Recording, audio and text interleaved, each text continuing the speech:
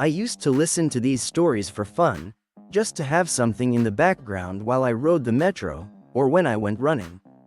But honestly, I never really believed much of what people claimed. I guess that's how we all feel, until something happens to us. A few months ago, 2 friends and I decided to move into the same apartment. I was already living with Marcelo, a friend from university, for a little over a year.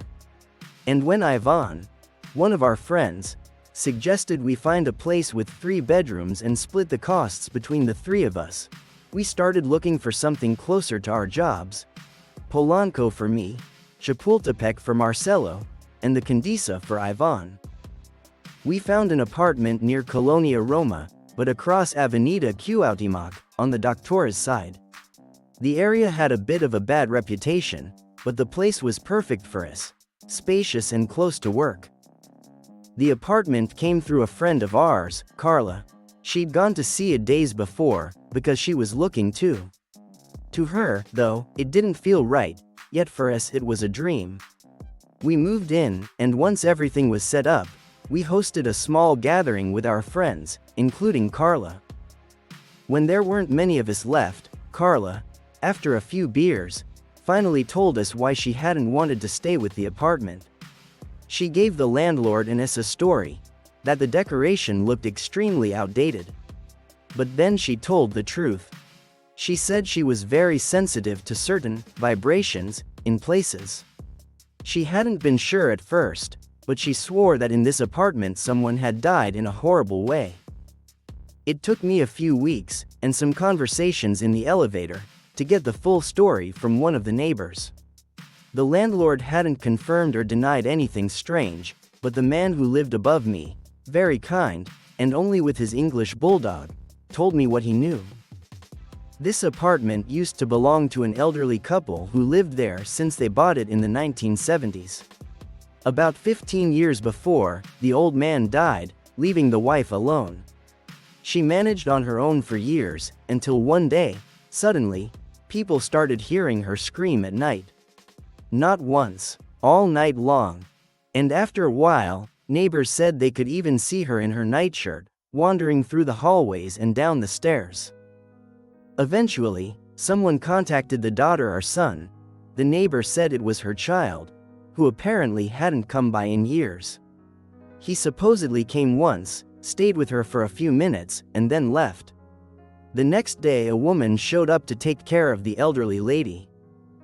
That caregiver came for a few months and then simply stopped coming. The woman barely left her house after that. But then, weeks later, the screaming returned, again, all night. And the night after that, people in the nearby apartments claimed they could hear voices, low and conversational, as if she was speaking to someone.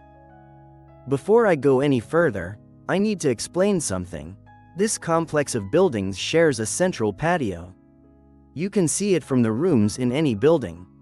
The night after the neighbors claimed they heard her talking to someone, several people saw her from their apartments walking across the patio in her white nightshirt, at very late hours.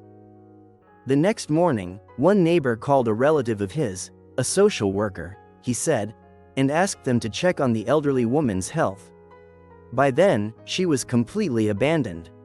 That same day, people from the government agency arrived and knocked for a long time. When nobody answered, they forced entry. And when the door opened, a stench, an unbearable odor, poured into the building for days. Of course, they found the woman's body, badly decomposed. Forensic medical workers said she must have been dead for about 2 weeks. When the neighbor told me all this, he was petting his bulldog. Then he seemed to notice my face, like he'd realized something had changed. He said he was only telling me what other neighbors said. I didn't see her in the patio, he told me. I didn't see her come down the stairs either. I heard screaming, yes, and voices, but come on. It's easier to believe it was someone else's TV, instead of all of us hearing a ghost screams, right? He dismissed the conversation and went out with his dog. After he finished telling me, I went upstairs and walked into the kitchen, where Ivan and Marcelo were preparing dinner. I couldn't help it, I told them everything I'd just heard. As I write this now, from my room in this apartment, I still feel a chill. But what they told me in that moment made me, literally, start shaking. Ivan said, "Marcelo already knows. I didn't want to tell you."